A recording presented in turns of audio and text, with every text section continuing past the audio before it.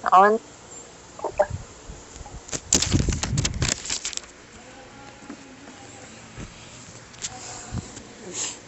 Rinig niyo po ako, Kuya JP. Opo, malinaw po.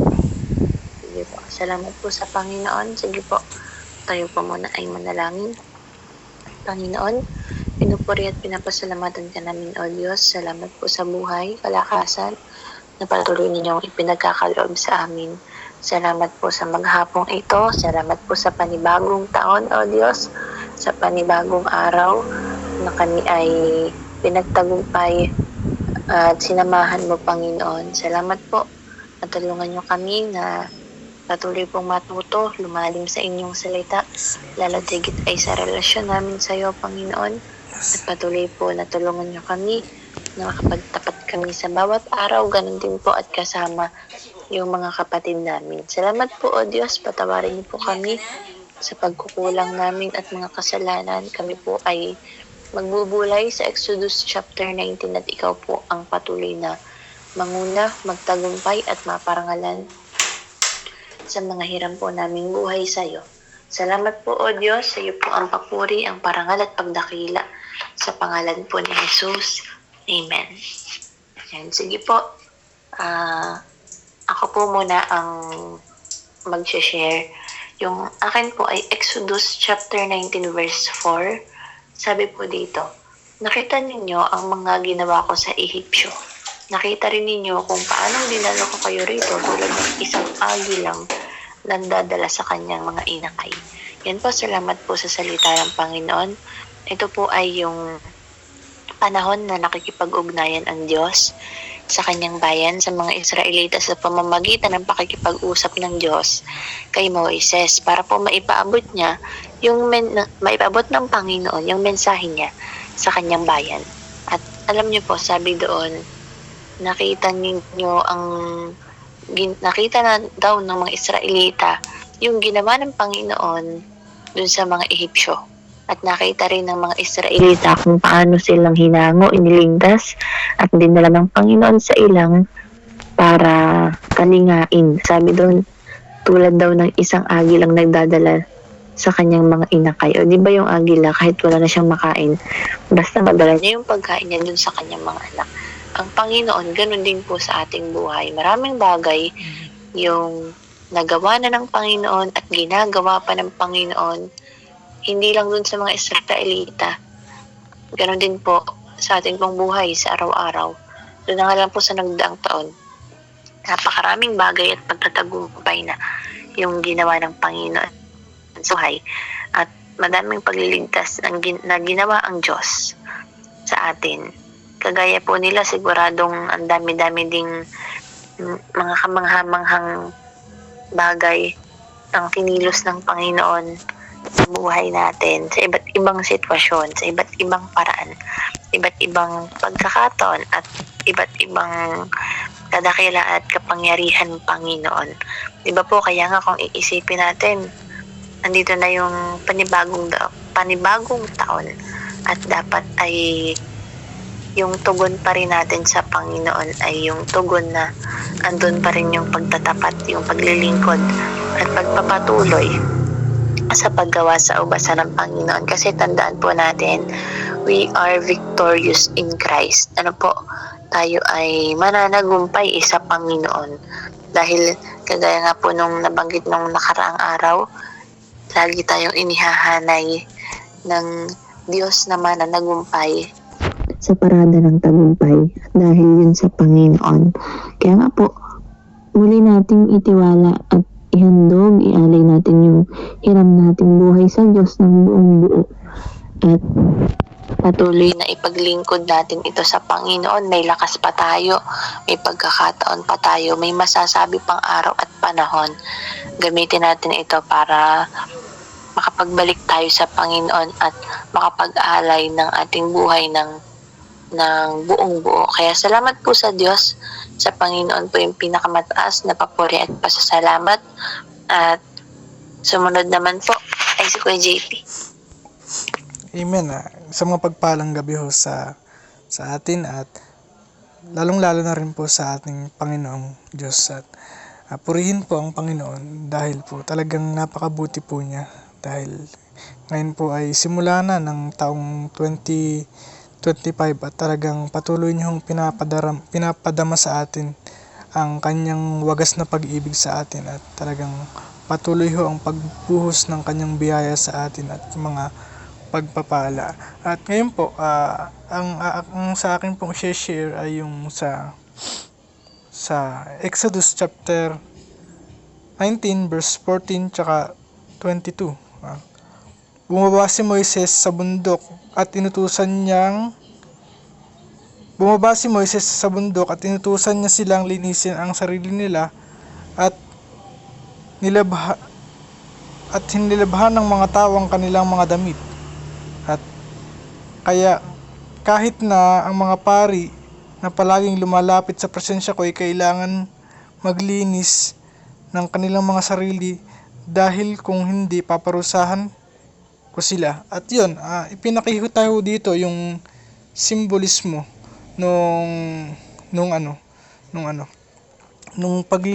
paglilinis bago po humarap sa ating Panginoon, na napakahalaga po na. So, kung sa lumang tipan kailangan ho nilang maglinis ng kanilang katawan bago sila humarap sa Panginoon, pero ngayon po talagang kailangan ho nating magsisi sa ating mga kasalanan at mamuhay tayo ng may kabanalan. Yun nga, basahin ho natin yung sa lumang tipan sa Leviticus chapter 20 verse 26. Kayo'y magpakabanal dahil ako ang Panginoon ay banal, at kayo'y hinirang ko mula sa ulitin ko po. Kayo'y magpakabanal dahil ako ang Panginoon ay banal, at kayo'y hinirang ko mula sa ibang mga bansa para maging akin. At ayun, yun po yung pamumuhay natin ng may kabanalan.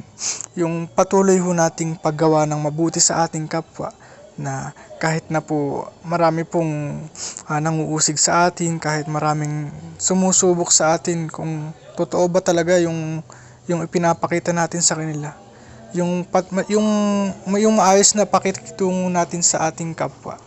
At yun, yung mga ginagawa ho natin yun ay yun po ay hindi natin ginagawa para maligtas tayo. Yun nga po, patuloy ho nating sinasabi na yun nga po yung mga nagagawa nating kabutihan sa ating kapwa ay patuloy nating ginagawa dahil yun yung nararapat, kasi yun lamang po yung magagawa nating paraan para ipakita sa Panginoon na talagang iniibig natin siya, na gusto nating sumunod sa kung ano yung kalooban niya sa ating buhay. At yun din po yung at kayo hinirang ko mula sa ibang bansa para maging akin. At yun po yung syempre, 'di ba nga po, paano malalaman na ang isang tao ay malago sa kanyang spiritual na relasyon sa ating Panginoon? Ayun po ay makikita sa kanyang bunga. At yun po, alam naman ho natin yung bunga ng banal na espiritu. At yun po ay nasa Galatians po ba yun? Nasa Galatians. At yun, ayun po ay yun po yung mga tanda na tayo ay sa ating Panginoon. Tayo pagmamay-ari ng ating Panginoong nasa langit. At ayun,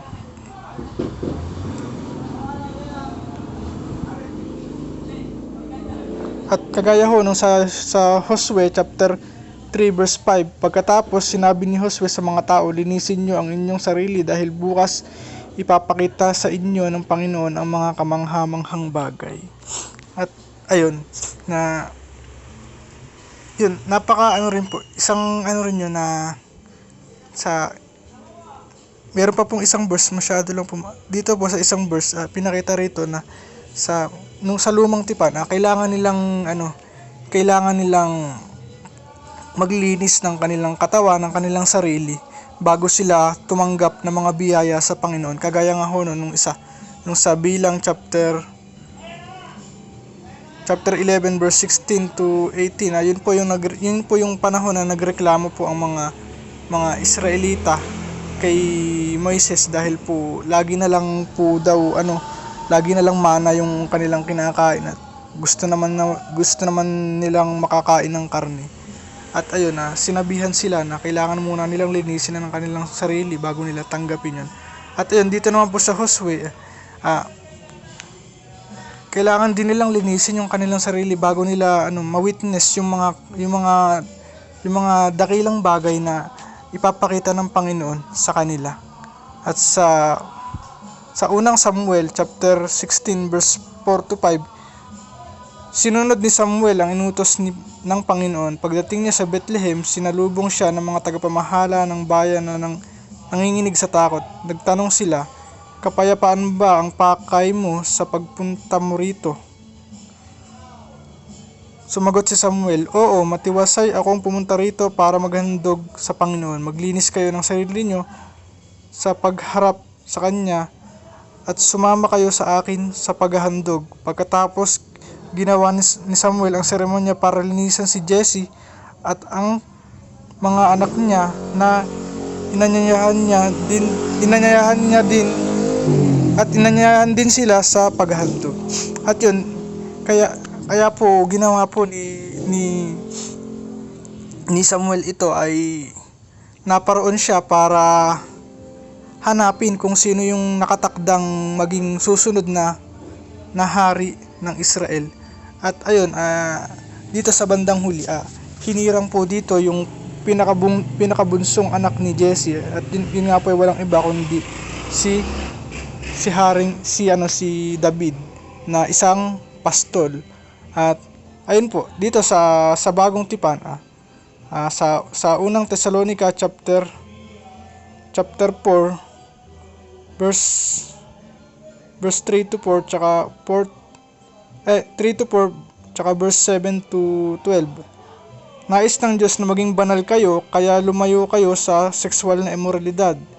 Dapat ay matutong makitungo ang bawat isa sa asawa niya sa banal at marangal na pamamaraan. Tinawag tayo ng Diyos para mamuhay sa kabanalan. Ito po muna yung 3 to 4. Nais ng Diyos na maging banal kayo, kaya lumayo kayo sa sexual na immoralidad. Dapat ay matutong makitungo ang bawat isa sa asawa niya sa banal at marangal na pamamaraan. At yun,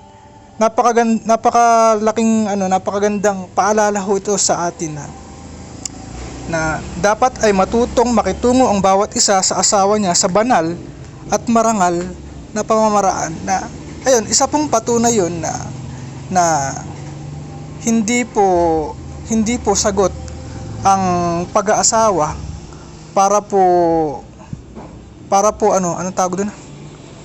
Hindi po sagot ang pag-aasawa para matugunan yung makamundong sexual urges ng tao. Na dapat napakahalaga po na kahit po mag-asawa na kayo ay dapat marunong pa rin ho tayong respetuhin ng isa't isa, na wag ho tayong gumawa ng mga bagay na sobrang hindi na maganda na gagawin lamang yun kasi para sa pleasure, o di kaya naman para i-explore yung mga dating napapanood sa mga na hindi naman dapat gawin. Kasi po yung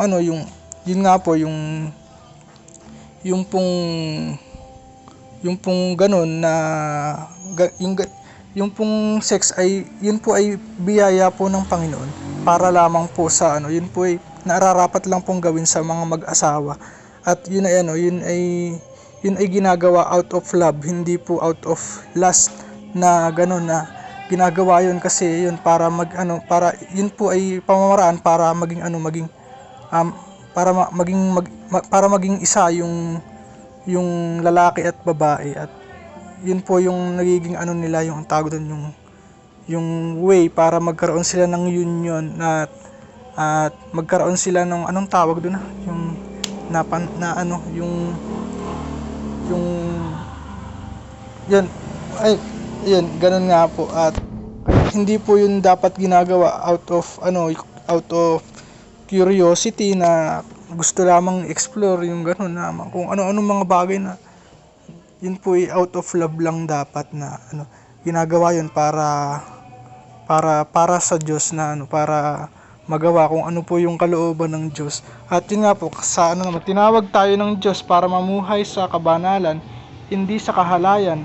Ang sino mang hindi sumusunod sa mga utos na ito ay hindi sa tao sumusuway kundi sa Diyos na nagbibigay sa inyo ng kanyang banal na espiritu. Ngayon, tungkol sa pagmamahalan bilang magkapatid sa Panginoon, hindi na kayo kailangang palalahanan pa tungkol dito. Dahil ang Diyos na mismo ang nagtuturo sa inyo na magmahalan. At ito ang ginagawa ninyo sa lahat ng kapatid sa Macedonia. Ganoon pa man, hinihiling namin na lalo pa ninyong pag-ibayuhin ang pag-ibig nyo. Sikapin nyo mamuhay ng mapayapa at huwag kayong makikialam sa buhay ng iba. Magtrabaho ang bawat isa para sa ikabubuhay niya tulad ng ibinilin namin sa inyo. Nang sa gayon hindi nyo kailangang umasa sa iba at igagalang kayo ng mga hindi mananampalataya. At ayun nga po. Dahil po sa banal na espiritu, tinawag tayo ng Diyos para mamuhay ng kabanalan, hindi sa kahalayan. Ang sinumang hindi sumusunod sa utos nito ay hindi sa tao sumusuway kundi sa Diyos na nagbibigay sa inyo ng kanyang banal na espiritu. At ayun, at yun po yung kahalagahan nung araw-araw ho nating pagbubulay ng salita ng Diyos at nung ating pananalangin. At dahil po doon sa ating patuloy na pagpapatibay ng ating relasyon sa ating Panginoon, sa tulong ho nung ating patuloy na pag-aaral ay nakakatulong yun para hindi na tayo para paalalahanan pa ng ating kapwa na mahalin natin yung kapwa, yung ating mga kaaway, na patuloy na matuto tayong unawain sila na gano'n na kahit na gano'n na talagang napakasama na ho nung kanilang ginagawa sa atin, magagawa pa rin natin silang ibigin at pagbigyan na kung sila man ay talagang humingi ng tulong sa atin na talagang gusto nilang magbago, ay ayun na kagaya nga po, di ba, nung sa paraon, kahit naman po alam ng paraon na kahit alam ng Diyos na talagang hindi naman talaga magbabago yung paraon, ay patuloy pa rin po niyang binigyan niyo ng pagkakataon para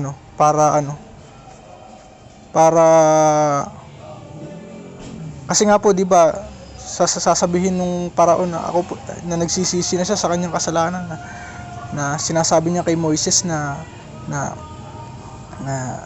ipanalangin mo ako sa iyong Diyos na itigil na yung mga salot, at yun ay at palalayain na doon sila. Pero sa bandang huli ay patuloy niya pa rin binabawi yung kanyang sinasabi. At yun, at ang Panginoon na lang talaga ang kumikilos sa mga ganong sitwasyon, kahit na patuloy tayong lukohin ng ating kapwa, patuloy tayong pagsamantalahan, at ang Panginoon na lamang po talaga ang gagawa ng paraan para kasi habang patuloy sila sa pagsuway, ay palala po ng palala yung consequences na mangyayari sa kanilang buhay, at hanggang sa bandang huli ay ayun napunta ho sa walang hanggang kapahamakan yung paraon, na sa patuloy niyang paghabol sa mga Israelita ay nalunod sila sa Red Sea. At ayun po,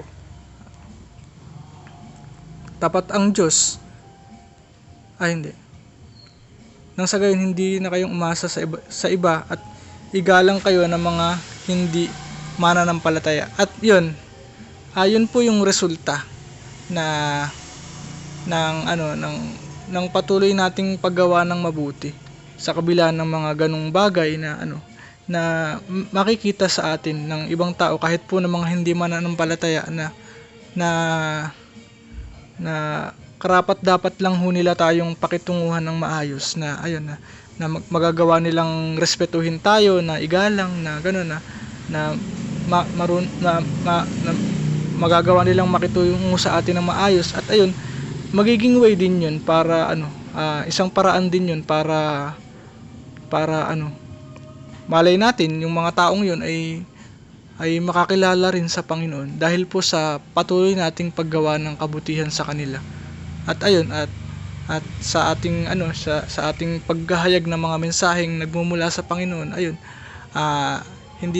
minsan hindi natin naasahan, maantig pala yung puso nila sa mga mensaheng nagmumula sa Panginoon. At yun po yung yun po yung magsisimula ng binhi sa kanilang puso na para magbunga rin at magkaroon din ho sila ng maayos na relasyon sa ating Diyos. At sa bandang huli po, yung sa unang Thessalonica chapter 5 verse 19 to 24, huwag ninyong hadlangan ang ginagawa ng banal na espiritu at huwag ninyong hamakin ang mga pahayag ng Diyos. Sa halip, suriin niyong mabuti ang lahat para malaman kung galing ito sa Diyos o hindi.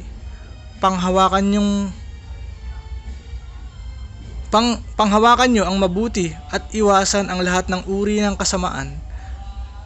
Pakabanalin nawa kayo ng kayong lubos ng Diyos na siyang nagbibigay ng kapayapaan, at naway panatilihin niyang walang kapintasan ang buo niyong pagkatao, ang espiritu, kaluluwa at katawan, hanggang sa pagbabalik ng ating Panginoong Hesukristo. Tapat ang Diyos na tumawag sa inyo at gagawin nila itong mga sinasabi namin. At yun, kaya po dito, napakahalaga po na dapat sa mga sitwasyon na minsan kahit na parang gusto na nating gumawa ng aksyon kasi masyado tayong nagiging emosyonal, ay dapat matuto tayong bantayan yung ating sarili na wag tayo magpadalos-dalos nga na gano'n ugaliin nating suriin yung mabuti ang lahat para malaman kung galing ito sa Diyos o hindi. Na kagaya nga ho nun na minsan may mga pagkakataon na minsan nagpe-pray tayo ng mga bagay para na na gusto nating makamit, at ganun nga po na halimbawa ay yung isang tao ay nagpe-pray na magkaroon na ng makakatuwang sa buhay para mapangasawa, at ganun minsan yung tao ay sa bugso ng damdamin parang gusto niya ng yung magtapat sa kanyang napupusuan na ganun pero napakahalaga po na dapat suriin niya kung mula ba sa Panginoon yung naiisip niyang aksyon na dapat niyang gawin na kasi baka nga po baka nadadala ng bugso ng damdamin kaya gusto niyang sabihin yun.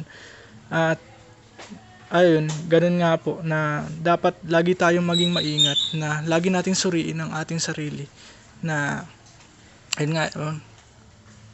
mabuti at para kung galing ito sa Diyos o hindi. Panghawakan niyong mabuti at iwasan ang lahat ng uri ng kasamaan. Pakabanalin nawa kayo kayong lubos ng Diyos na siyang nagbibigay ng kapayapaan, at naway panatilihin niyang walang kapintasan ang buo niyong pagkatao. At kaya po napakahalaga po nung prayer na wag po tayo magkukulang sa ating prayer life, at ganoon na rin po sa ating sa ating word life, na para po lagi tayong guided ng Panginoon, na para hindi ho tayo para maiwasan natin na magkamali, na wag tayong magpadalos-dalos sa ating mga kilos, sa ating mga desisyon sa buhay, na ugaliin nating humingi ng guidance sa ating Panginoon. At syempre nakakatulong din ho yung humingi rin tayo ng payo sa ating mga kapastoran, ganun na. At pati na, yun nga po, sa unang-una po sa ating mga kapastoran bago tayo magdesisyon sa mga ganong bagay, kasi po yung pag-aasawa ay hindi po binibigla talaga yon, na ganun nga po, na dapat po talaga pinag-iisipan niya na wag magpadalos-dalos. At ayun po, at kagaya nga ho nun, kung lagi ho nating nasain na yun nga po, pagka po nagpe-pray, lagi nating ipag-pray na gano'n nga po, na alam naman ng Diyos kung ano yung desire ng ating puso, na lagi nating nasain na sana wag ibigay ng Panginoon yung mga bagay na gusto natin kung hindi pa tayo handang tanggapin ang lahat ng iyon, na hindi pa tayo handa na harapin yung mga ganung mga sitwasyon sa ating buhay, na patuloy tayong umasa lagi sa ating Panginoon. At ayun po, at salamat po sa Diyos, at ayun, dahil nga po yun, pakabanilun wala kayong lubos ng Diyos, na siyang nagbibigay ng kapayapaan, at naway panatilihin niyang walang kapintasan ang buo niyong pagkatao. At ayun, yan, panatilihin yung at naway panatilihin niyang walang kapintasan ang buo niyong pagkatao, ang espiritu, kaluluwa at katawan. Kaya kasi yun nga po, na kagaya nga ho nung patuloy na once na po tayo ay nakakilala na sa Panginoon, dapat po talagang wag na ho tayong magpabaya sa ating pananampalataya sa Panginoon. Talagang magsumikap na tayo na manatili na tayong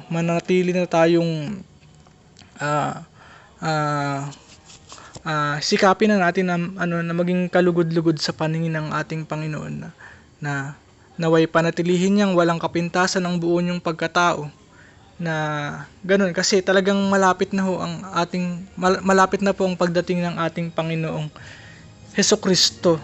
Kaya po ganun, na sa ating pong paghihintay, na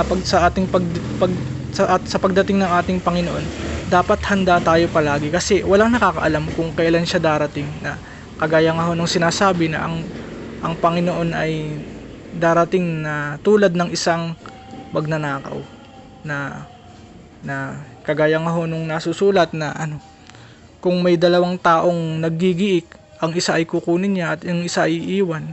Kung may dalawang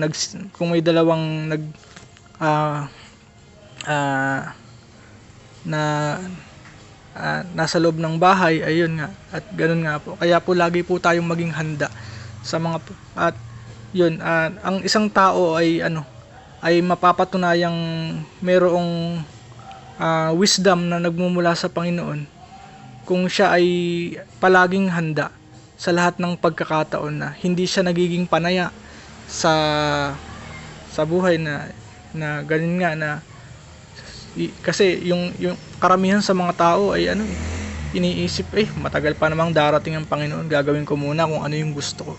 Pero hindi ganun. Dapat nga po lagi tayong umasa sa ating Panginoon, na siya lamang po lagi ang pakanasain natin, na maging sensitibo tayo palagi sa pangungusap ng banal na espiritu, na siya lamang po lagi ang masunod sa ating buhay. Kasi ngayon nga po, kasi kagaya nga ho, na talagang once na magawa nating ialay ang ating buong buhay sa Panginoon, ay wala na tayong karapatan ho na magdesisyon sa ating sarili.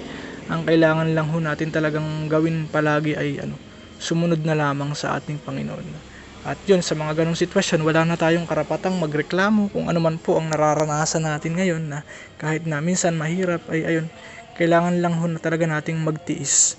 At sa ating pagtitiis ay ayun, at sa gitna ng ating pagtitiis, sa bandang huli mapagtatagumpayan din natin ito, at kapag napagtagumpayan natin ang lahat ng iyon, ay mas maihahayag kung gaano kadakila ang ating Panginoon sa ating buhay, at ayun, mawi-witness natin kung gaano siya kamakapangyarihan.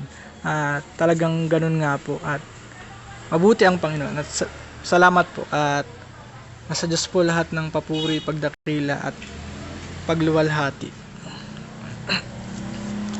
Amen. Salamat po sa Panginoon na yun naman po yung pinakamabuti na dapat talaga nating gawin, at yung pinakamabuting kalagayan ng ating pong buhay na naipaglilingkod natin ito, na ipapasakop at nakakasunod sa Panginoon. Kaya salamat po sa Diyos sa buhay po ng ating kapatid.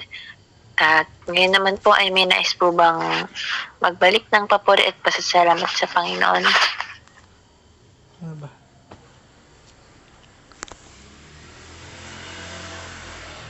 Ano ba? Ano, parang gusto kong ano.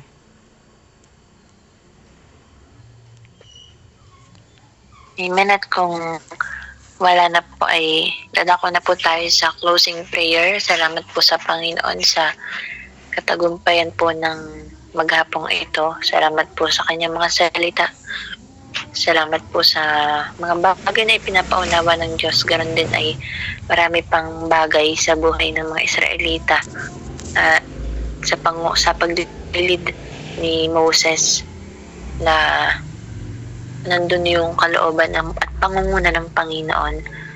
Patuloy po nating tanggapin yung aral at lagi nating hilingin sa Panginoon na maisa pamuhay po natin ito. At sige po, hilingan ko po kayo, Kuya JP, na pangunahan po tayo sa closing prayer.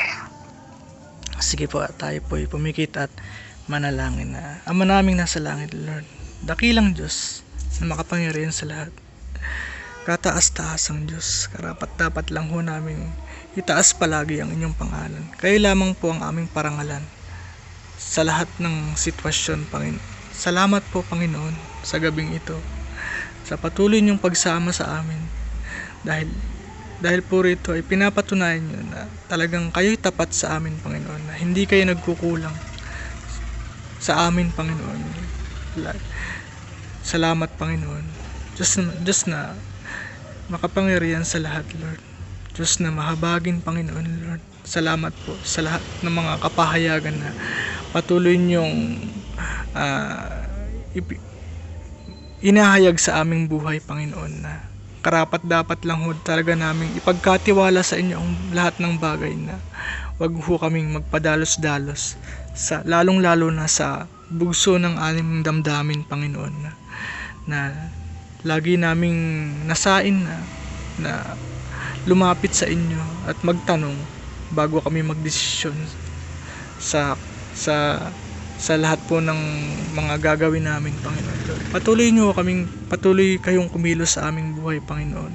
Patuloy ho kayong maitanghal sa aming buhay, Panginoon. Salamat po sa lahat mga pagpapalang patuloy niyong ipinagkakalob sa amin, Lord. Unang-una po yung mga pagpapalang espiritual sa kapanatagan na nagmumula sa inyo, na kapanatagan ng aming puso't isipan, Panginoon Lord. Kapayapaan at kagalakan sa tuwing kami mag-aaral ng inyong salita, Panginoon. Salamat po, Panginoon, dahil po sa inyo, Panginoon, nare-realize namin na talagang kayo lamang po ang kasapatan namin sa aming buhay, Panginoon. Hindi namin magagawang hangarin lahat ng mga pagnanasa ng aming laman, at dahil kayo lamang po talaga ang makakasatisfy sa amin, Panginoon. Salamat po, Panginoon Lord. Hallelujah, Jesus Lord. Makapangyarihan sa lahat, Lord. Patuloy ho kayong kumilos sa bawat isa, Panginoon Lord. Kayo po ang mahiyag sa amin, Panginoon, sa aming buhay, Panginoon Lord. At taas-taas ang Diyos, Lord. Dalangin ko po, Lord, sa aking kapatid na si Ira, Lord, na kayo rin po ang patuloy na kumilos sa kanyang buhay, Lord, na kayo po ang patuloy na magbigay sa kanya ng kapayapaan sa kanyang puso't isipan, Lord, na kapanatagan, Lord, na ihanda niyo ang kanyang sarili, ang kanyang sarili, Panginoon, sa kanyang trabaho bukas, Panginoon, na maging maayos ang lahat, Panginoon. Nawa po ay magawa niya ng maayos lahat po ng maiatang sa kanyang responsibilidad, Panginoon, sa kanyang pagsisimula sa kanyang pagtatrabaho sa Eastern Hospital, Panginoon.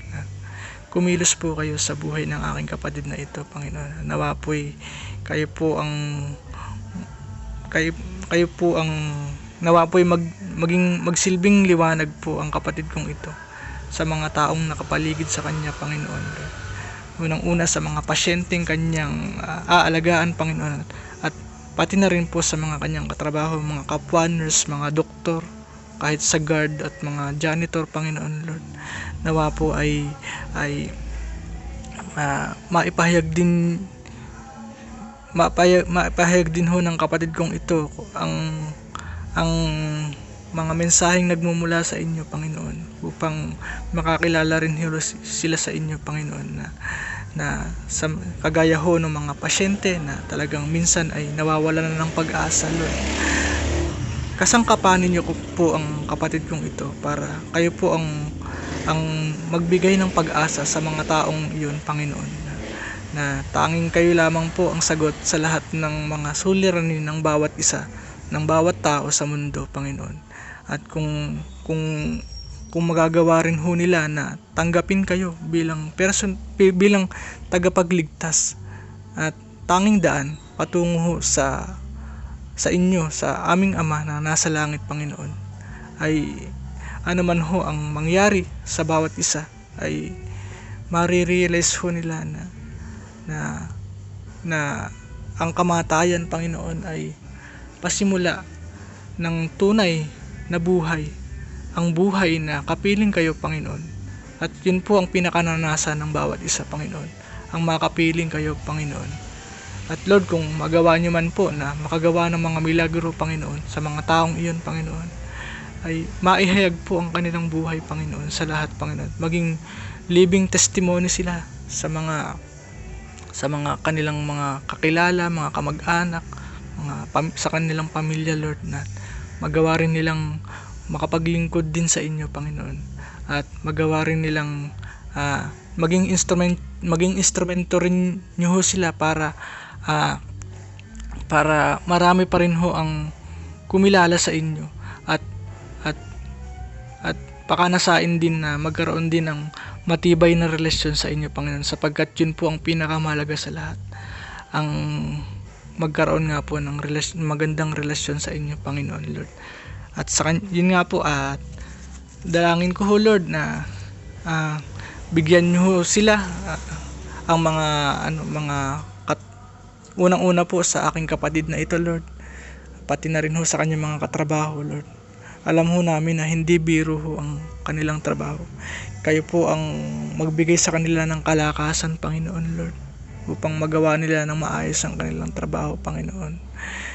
Ingatan niyo ang kanilang kalusugan, nawa po ay manatili silang malusog ang pangangatawan at iiwas niyo sa mga sakit, Panginoon, para mas marami ho silang matulungan at ayun nga po, at Lord, dalangin ko rin ho ang kanyang pamilya, Panginoon, Lord, na kayo po ang patuloy na kumilos sa kanilang buhay, Panginoon, Lord, na sa pamamagitan po ng kapatid kong ito, Lord, na kayo po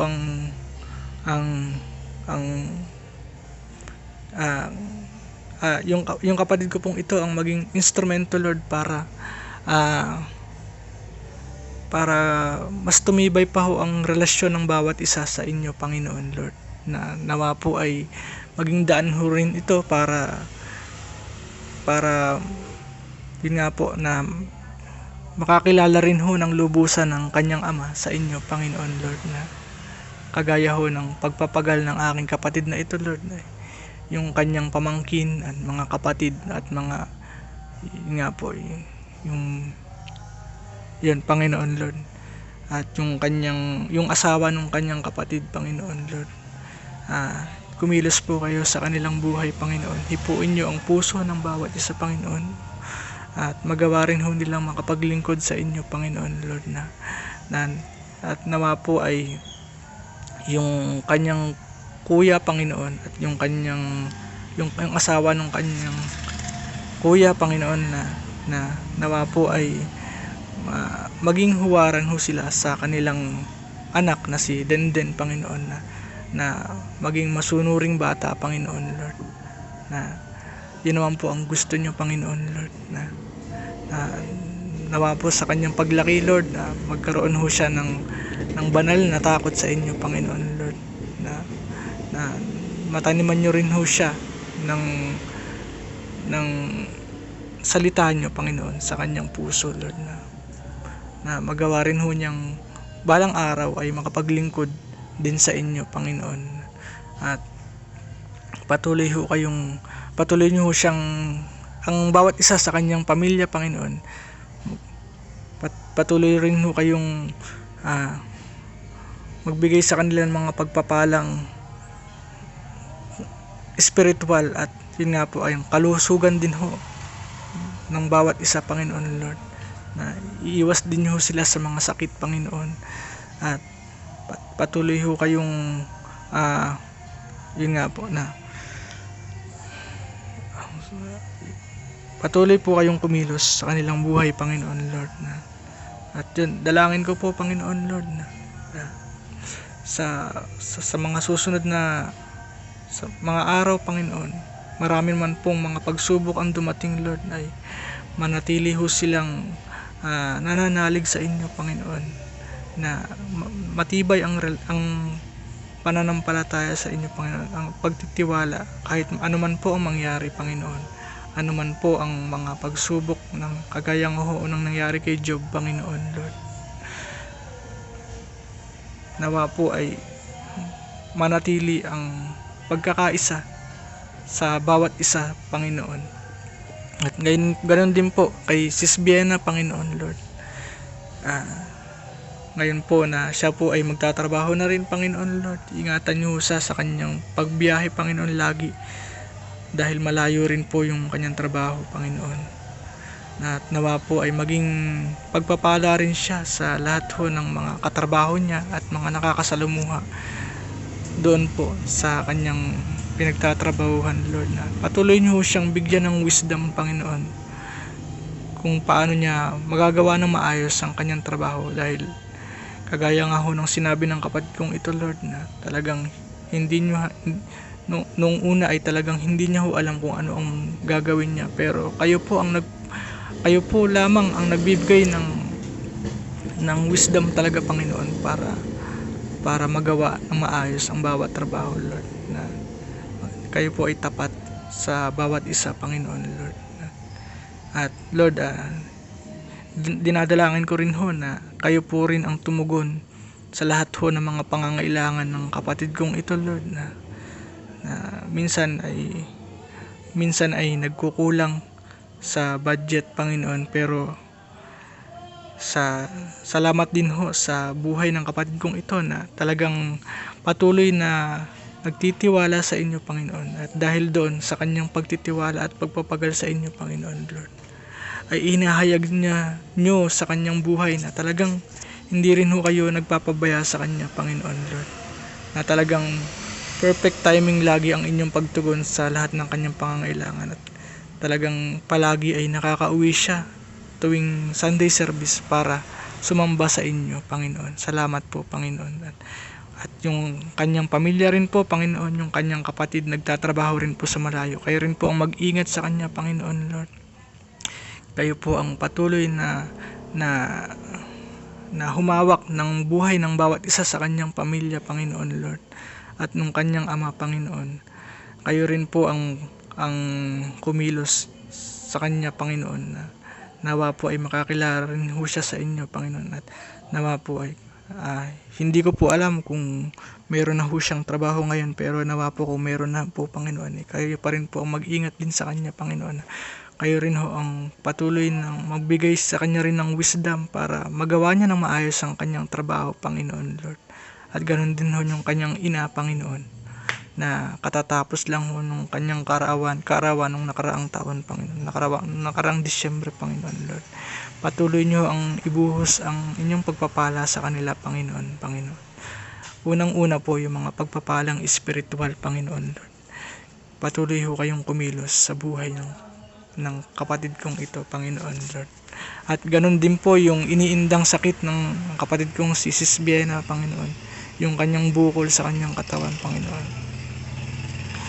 Kayo po ang gumawa ng milagro para lubusan ng gumaling ang kanyang sakit, Panginoon. At ayun nga po, at dalangin ko rin po kay Siski Ax, Lord, na naroroon ngayon sa Bugarin kasama ang kanyang mga kapatid, Lord. Nawa po ay i-enjoy nila ang company ng mga kapatiran doon sa Bugarin, Panginoon Lord. Nawa po ay maging pagkakataon din ho ito para makapagpalakasan sila, Panginoon Lord. Panginoon, salamat po, Panginoon, dahil nagkaroon ho sila ng pagkakataon para magkasama-samang muli, Panginoon, yung mga kapatiran sa Bugarin, Panginoon Lord. Kayo po ang mahihayag sa kanilang buhay, Panginoon Lord. At yun nga po, at sa kapatid ko pong si Kiax, Panginoon Lord, kayo po ang patuloy na magbigay sa kanila ng desire upang magpatuloy din sa inyo, Panginoon, sa pagpapalalim ho ng kanyang relasyon sa inyo, Panginoon Lord. Nawa po ay sa kanyang pagpapagal din sa paglilingkod sa inyo, Panginoon, ay maging huwaran siya sa kanyang mga kapatid at sa kanyang ina, Panginoon. At nawa po ay dinadalangin ko rin ho ang buhay ng kanyang ama, Panginoon, na sa pagkakaalam po ho ay napalayo na rin ho sa inyo, Lord. Kayo pa rin ho ang kumatog po sa kanya, Panginoon, upang makapagbalik loob din siya sa inyo, Panginoon. Dalangin ko ho ang pagkakaayos ng kanilang pamilya, Panginoon. Kayo po ang kumilos sa kanila, Panginoon. Kapayapaan, Panginoon, sa kanilang pamilya, Panginoon, Lord.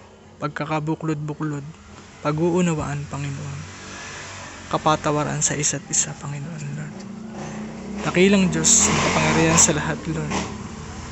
Ingatan nyo rin ho sila sa kanilang pag-uwi, sa kanilang pagbalik sa Quezon City, Panginoon Lord. Iiwas nyo sila sa mga disgrasya, sa mga aberya, Panginoon Lord.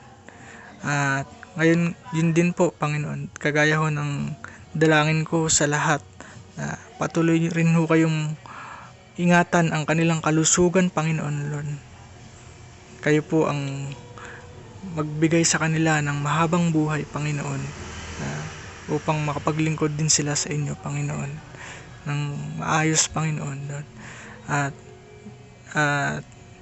At kung sino man po sa aking mga kapatid ang dumaranas ng sakit o lagnat man yan o matinding sakit, Panginoon, kayo po ang magpagaan ng kanilang nararamdaman, Panginoon, ang magpagaling sa bawat isa, Panginoon. At dalangin ko rin ho, Panginoon, kay Sis Divine, Panginoon Lord. Kayo po ang talagang ganyan po talaga pagka nag-uumpisa pa lang, Panginoon. Talagang minsan ay nahihiya at hindi ho biglaan ang proseso para makapagbahagi agad sa mga devotion, Panginoon. Pero alam ho, dumaan ho kami lahat sa ganong sitwasyon na noong una ay talagang nahihirapan kaming unawain ang inyong mga salita, pero salamat po sa tulong ho ng mga gawain itong itinatalaga nyo sa bawat isa sa amin, Panginoon. Nakakatulong ho ito para sa paglago ng aming relasyon sa inyo, Panginoon Lord. Dalangin ko ho sa kapatid kong iyon, Panginoon, na maging stepping stone po ang gawain ito para mas lalo ho siya makakilala sa inyo, Panginoon. At tugunin niyo ho ang kanyang mga pangangailangan, Panginoon Lord. At nawa po ay mahipo niyo rin ang kanyang puso, Panginoon Lord, na talagang magtiwala sa inyo ng lubusan upang magawa rin ho niyang talikuran ang luma niyang pagkatao, Panginoon. Ang pagkatao ng ang pagkatao niya noon na namuhay dati sa kasalanan, Panginoon. Kayo po ang mahayag sa kanyang buhay, Panginoon, at hindi pa namin nakikilala ang kanyang pamilya, pero dinadalangin din ho namin ang kanyang pamilya, Panginoon Lord. Kayo rin ho ang kumilos sa buhay ng kanyang pamilya, Panginoon Lord. At magbuhos din ho kayo ng pagpapala sa kanila, Panginoon Lord. At nawa po sa pagpapagal din ho ng kapatid kong iyon, Panginoon, Sis Divine, Panginoon, ay siya po ang maging instrumento nyo para makakilala rin ho ang kanyang pamilya sa inyo, Panginoon Lord. At dalangin ko rin ho sa kanya, Panginoon, ang kalusugan at kapayapaan din po sa kanyang isipan, Lord, na talagang hindi ho biro ang dumaan sa ganong sitwasyon ng kanyang buhay, Panginoon. At dalangin ko rin ho kay Brother Nimrod, Panginoon, na ngayon po ay naririto sa mabitak, Lord, na hipuin niyo ang kanyang puso, Lord, na magpasakop uli sa inyo, Panginoon Lord. Hipuin niyo ho siya, Panginoon Lord, na bigyan niyo ho siya ng desire na magbalik loob sa inyong gawain, Panginoon. At hilumin niyo rin ho ang puso ng kanyang pamilya, Panginoon. Unang-una ang kanyang ina, maging ang kanyang mga kapatid at kanyang ama, Panginoon Lord, na kung siya po ay humakbang uli para magbalik loob sa inyo, Panginoon, ay bumalik ho yung pag-asa sa kanilang puso na kaya niyo hong baguhin ang buhay ng kapatid kong ito, Panginoon, na ilayo siya sa luma niyang pagkatao, Panginoon, na mamuhay din siya ng kalugod-lugod sa inyo, Panginoon. At ganon din po kay Brother Joaquin, Lord, na hindi na ho namin alam kung ano ang magagawa namin sa kanya, Panginoon. Ipinagkakatiwala na ho namin siya sa inyo, Panginoon Lord, na kayo na po ang kumilos sa kanyang buhay, Panginoon Lord. Nawa po ay ma-realize niya lahat ng kanyang mga pagkakamali, Panginoon Lord, na hipuin niyo po ang kanyang puso, Panginoon Lord. Kayo po ang gumawa ng paraan para makapagbalik loob siya sa inyo, Panginoon. Hindi ho namin alam ang inyong kaparaanan, pero alam namin na ang kaparaanan niyo lamang po ang magiging lunas sa lahat ho ng aming mga sa lahat ho ng aming problema. At yun nga po yung problema namin nung una ay yung separation sa inyo, Panginoon, dahil po sa aming mga pagkakasala, Panginoon.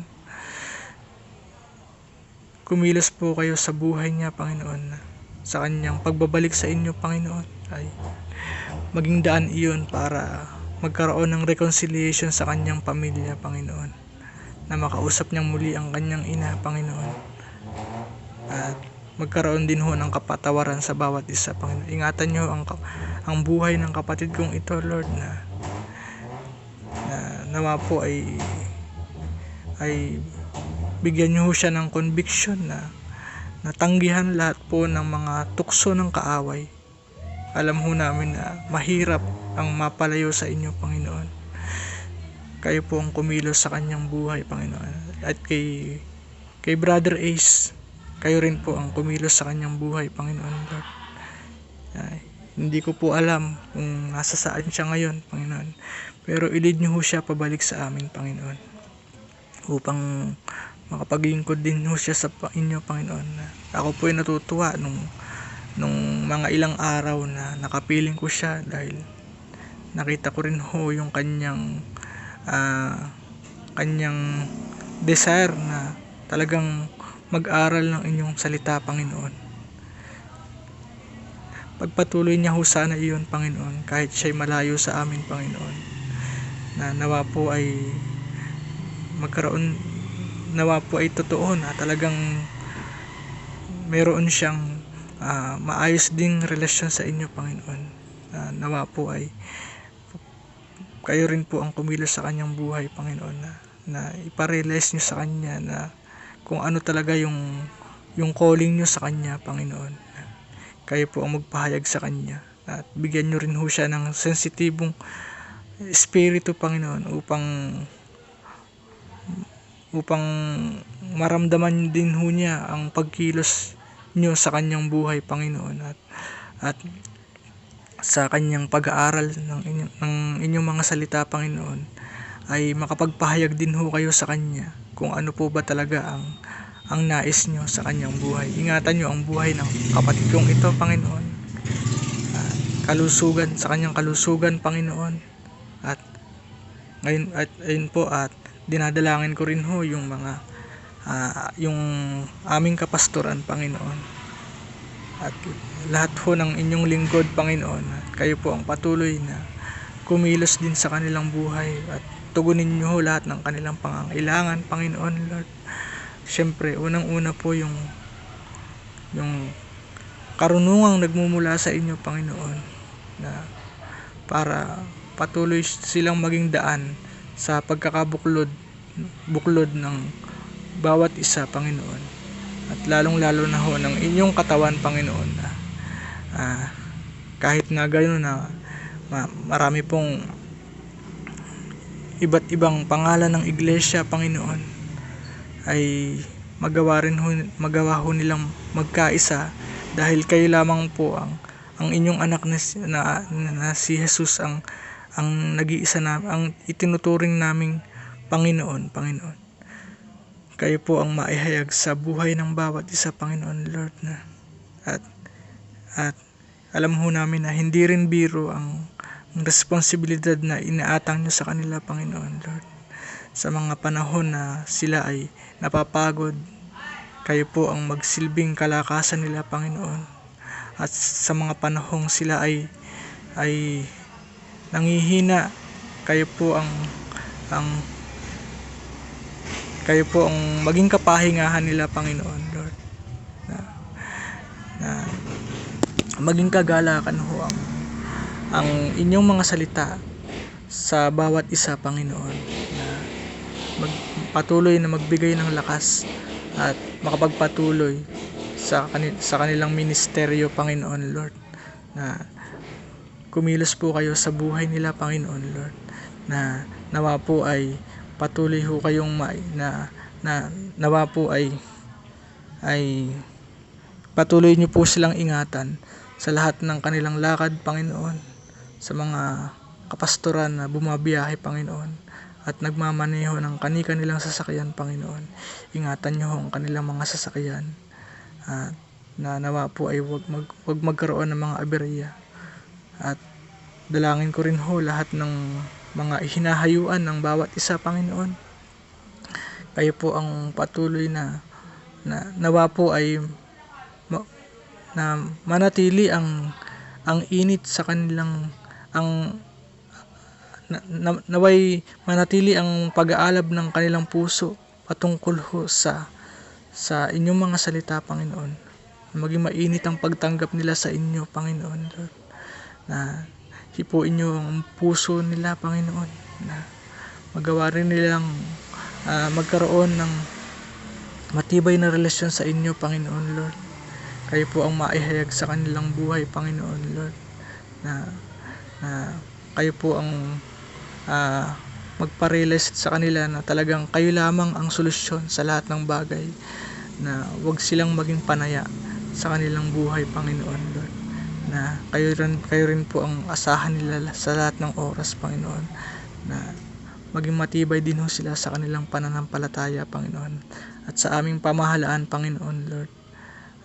Kayo po ang kumilos din sa kanila, Lord, na nawa po ay bigyan niyo sila ng puso ng isang lingkod nyo, ng isang lingkod, Panginoon, na nawa ay magawa nilang unahin ang pangangailangan ng kanilang nasasakupan bago ang kanilang sarili, Panginoon. Na kung sila man po ay makagawa ng sila man ay makaisip ng mga hakbang para sumuway, ay paalalahanan nyo silang na wag nilang ituloy iyon, at kung sila ay gumawa man yun, ay kayo po ang kumilos sa kanila, Panginoon, Lord. At kaming mga kaming mga nasasakupan nila ay tulungan niyo ho kaming magpasakop sa kanila, Panginoon. Kahit na ganun ay magawa pa rin naming sumunod sa batas, Panginoon. At unang-una po sa batas niyo, Panginoon. At ayun po, sa gabing ito, Lord, sa aming paghiwa-hiwalay, Panginoon, Lord, kayo pa rin po ang patuloy na mag-ingat sa amin sa aming pagtulog, Panginoon, Lord, na kayo po ang magbigay sa amin ng mga makalangit na panaginip, Lord. Nawa po kahit sa aming pagtulog ay ang presensya pa rin ho na ninyo ang aming hinahanap, Panginoon, na nawa po kahit kami natutulog, Panginoon, ay naroon pa rin ang desire sa aming puso na nagkakaroon pa rin ng ugnayan sa inyo, Panginoon. At nawa po ay bigyan nyo rin kami ng kapangyarihan na tanggihan lahat ng mga panunukso ng kaaway maging po sa aming panaginip, Panginoon, Lord. Kayo po ang mag-ingat sa amin, Panginoon. At ngayon po sa inyo namin pinagkakatiwala ang lahat. Ito ang aming samot dalangin sa tanging pangalan ni Jesus. Amen. At po. God bless po. Salamat po sa panalangin. Purihin po ang Panginoon. God bless po.